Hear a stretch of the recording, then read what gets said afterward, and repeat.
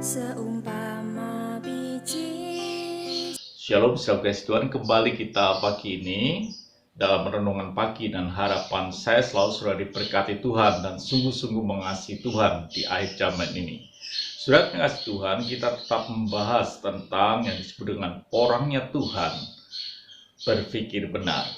Dan ini bagian terakhir yang saya bisa sampaikan buat saudara. Tetapi saudara bisa menyelidiki ulang ayat-ayat yang telah saya sampaikan, dan pasti sudah akan mendapatkan sesuatu yang lebih luar biasa. Dan karena Roh Kudus itu memimpin, mengajar akan kehidupan saudara. Di bagian yang terakhir ini, orangnya Tuhan yang berpikir benar adalah orang yang tidak mengasihani diri sendiri. Jadi tidak ada gunanya kita ini mengasihani diri sendiri. Orang yang mengasihani diri sendiri itu menganggap peristiwa yang terjadi dalam dirinya itu sebuah nasib yang tidak bisa dirubah.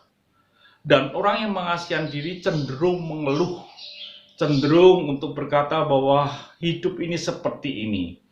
Atau orang yang mengasihi Tuhan itu sebenarnya orang yang sedang menghina Tuhan, yang dimana Tuhan punya rancangan-rancangan yang indah, yang luar biasa di dalam kehidupan saudara. Dikatakan sudah kasih Tuhan di dalam Matius 11 ayat yang 30, sebab kuk yang kupasang itu enak dan bebanku pun ringan. Itu jelas bahwa Tuhan meletakkan kuk, Tuhan meletakkan beban, tapi semuanya enak dan ringan. Jadi saudara kasih Tuhan, di dalam hidup ini tidak ada baiknya kalau kita itu mengasihi diri sendiri. Milikilah kita bukan mental yang buruk, atau seringkali kita sebut bahwa milikilah kita ini mental pejuang, bukan mental tawanan. Itu yang harusnya terjadi di dalam kehidupan kita.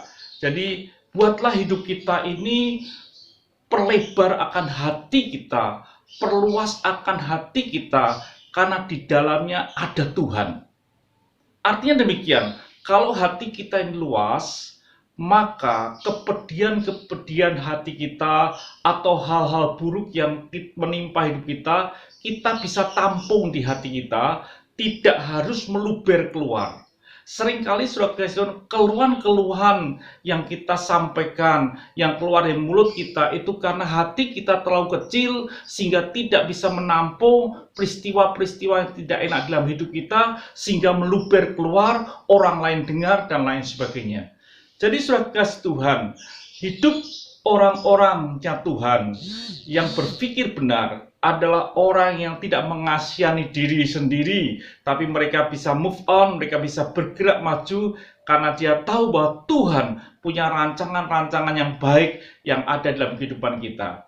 Itu yang dapat saya sampaikan di akhir pembicaraan ini, bahwa orangnya Tuhan yang berpikir benar adalah orang yang tidak mengasihani diri, tidak ada keluhan di dalam hidup ini, karena orang-orangnya Tuhan yang berpikir benar tahu bahwa ada rancangan, ada rencana Tuhan yang luar biasa dalam hidup kita.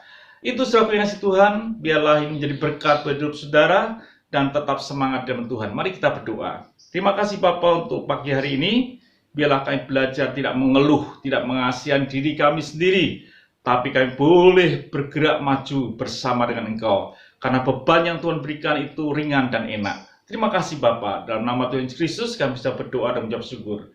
Haleluya, amin. Tuhan memberkati, sampai jumpa esok pagi dengan tema yang lain. Haleluya.